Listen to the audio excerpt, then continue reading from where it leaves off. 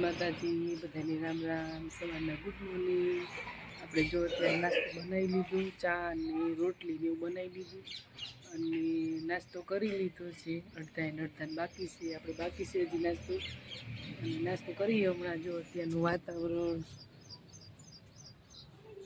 સૂરજ દાદા આવી ગયા છે અને અત્યારે થોડું વાતાવરણમાં ફેરફાર છે, ઢગ જેવું થઈ ગયું છે। હમણાં તડકો દેખાતો ને હવે અત્યારે તડકો નથી દેખાતો એવું થઈ ગયું છે।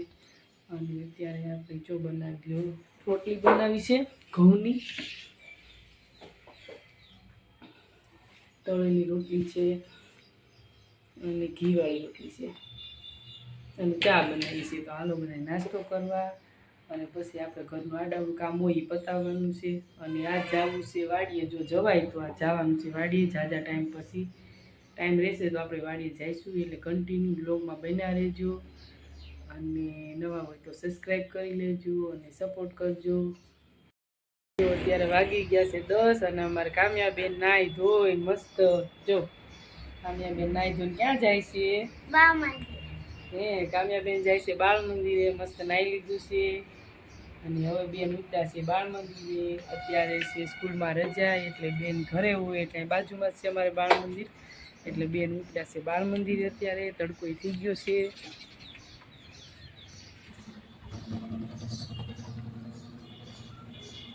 બેન તો ગયા બાળ મંદિરે અને આપણે હજી થોડુંક કામ છે બાકી, એટલે આપણે બાકીનું કામ કરી લઈએ।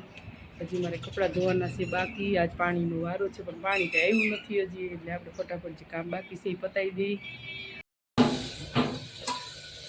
અત્યારે આપણે રસોઈ બનાવી છે, ગુવાર બટેટાનું શાક અને લોટ બાંધી છે અમારા મનીષાબેન, અને આપણે શાક બનાવીએ છીએ। અને અત્યારે એમાંથી બેને ભૂખ લાગી છે, એટલે જો અમે મસ્ત મજાનો શીરો બનાવી લીધો છે હેમંતી બેને।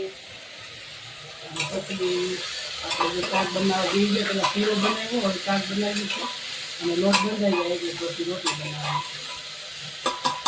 શાક આપણે વઘારી દીધું, આ બધું આપણે મસાલો તૈયાર કરી લીધો।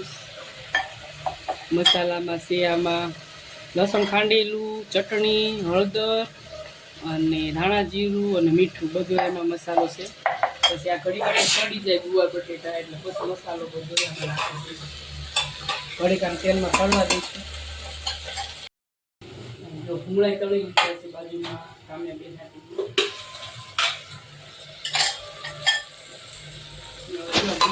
તળી ગયો છે, તેલમાં સડી જાય ને એટલે પછી તળતા નો વાર લાગે, એટલે ઘડીક વાર આપણે તેલમાં તળવા દઈએ અને પછી આ મસાલો બધો નાખીએ આપણે।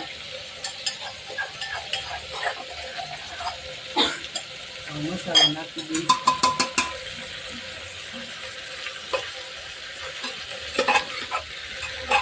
મસાલાને ઘડીક વાર સડવા દઈશું અને પછી આમાં પાણી નાખીને 2 સીટી કરશું એટલે આપણે શાક તૈયાર। જો કેવો મસ્ત આ મસાલો નાખ્યો એટલે કલર આવી ગયો શાકનો।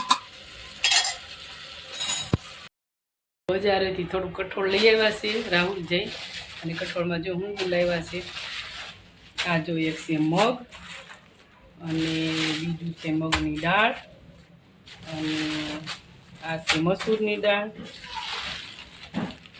અને આ છે સોળ। કઠોળ માટે લઈ આવ્યા છે, કેમ કે ક્યારેક કઠોળ તો આપણે ઓછું ખાઈએ છીએ, પણ ક્યારેક જો બકાલું ન હોય તો કઠોળ પડ્યું હોય તો આપણે કાંઈ ન લાગે, એટલે આટલું કઠોળ અત્યારે મંગાવી લીધું છે। અને આપણે જો શાક એ વઘારી લીધું છે અને લોટ બંધાઈ ગયો, શાક વઘારી લીધું અને લોટ એ બંધાઈ ગયો છે, એટલે હવે શાક સડી જાય પછી આપણે રોટલી બનાવવાની છે। અને અત્યારનું વાતાવરણ જો થઈ ગયું છે તડકો, બહુ તડકો થઈ ગયો છે અત્યારે। આ જો ઝાડવા કેવા થઈ ગયા છે અત્યારે તડકાના।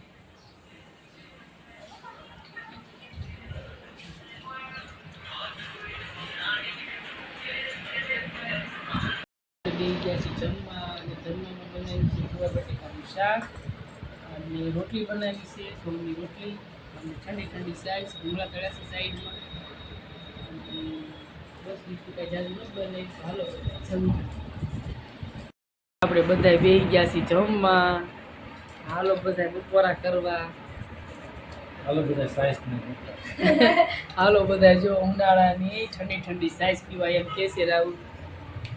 હાલો બધા આવી જાય છે હમણાં છાશ પીવા. અને જો ગરમા ગરમ રોટલી આવી ગઈ છે. બેન અમારે રોટલી બનાવતા હતા એટલે ગરમા ગરમ જો મસ્ત રોટલા દઈ ગયા છે આપણે. અને અહીંયા અમારા હેમાંશીબેન બેસી ગયા છે જમવા.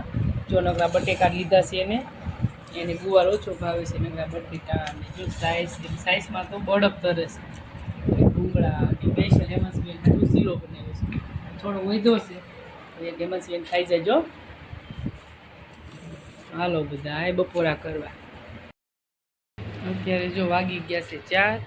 અને આપણે એક સેલી એક ઘઉંની ઠેલી જે રહી ગઈ હતી સાફ કરવાની એ આપણે જો સાફ થઈ ગયા છે. આ બધા ઘઉં સાળી લીધા છે એને. અને હવે આપણે આ બધા ઘઉં સાફ થઈ ગયા છે એટલે આ બધા ઘઉંની અમને પેટીમાં નાખી દેવાના છે દવા ભેળવીને એટલે બગડે નહીં.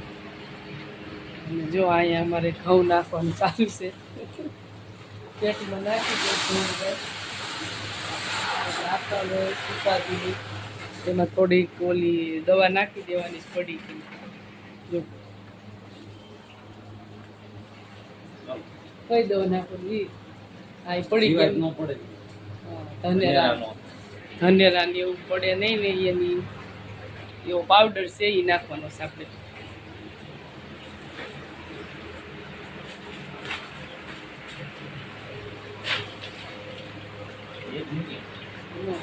ત્રણ પડીકી મૂકવાની છે બધી એક એક ઠેલી કરીને એ નાખવા મીણા સંજે. હવે બસ રહી છે કેટલી 2 ઠેલી રહી છે અને બહાર છે થોડાક બધા નાખી દઈએ. અને આખા વર્ષના ઘઉં આપણે જો સાપે કરી લીધા અને દવા ભેળવી દીધી એટલે હવે આપણે જ્યારે દવણું દળવું હોય ત્યારે આપણે એને સાફ કરવાના નહીં. અને દવા ભેળવી દીધી છે એટલે એમાં ધનેરા છે કે પછી કોઈ જીવાત છે એવું કાંઈ પડે નહીં. અને આખું વરસ આપણે ઘઉં હારા રહે એટલે સરસ મજાની જોઈ દવા ભેળવી દીધી છે.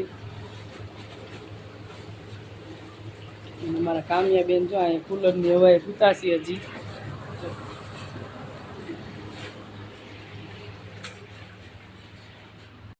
હામી જાય છે. હવે આ સેલી ઠેલી છે બીજા 2 ઠેલી છે એ રાખવાની છે બહાર.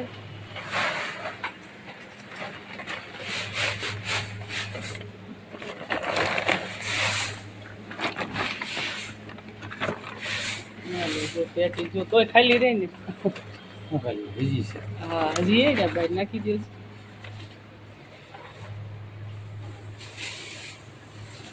આમાં કોક સળિયા દેખાણા ઠેલી બાકી નથી રહી ગઈ ને સાફ કરવાની. આ જો પેટી ભરાઈ ગઈ છે અને થોડીક હવે બાકી રહી છે તો હજી આપણે બાઈક પડ્યા છે હજી છે ને હજી 2-3 ઠેલીઓ છે. એક આ છે અને આ એક સાળણ છે સાફ કરવાનું 2 ઠેલી. હામી જાય એટલે નાખી દઈએ. હામી જાય એટલે નાખી દઈએ. હા શું કામ કરું ઓલા ઘઉં રહ્યા ને અડધા નાખી દે હાલો.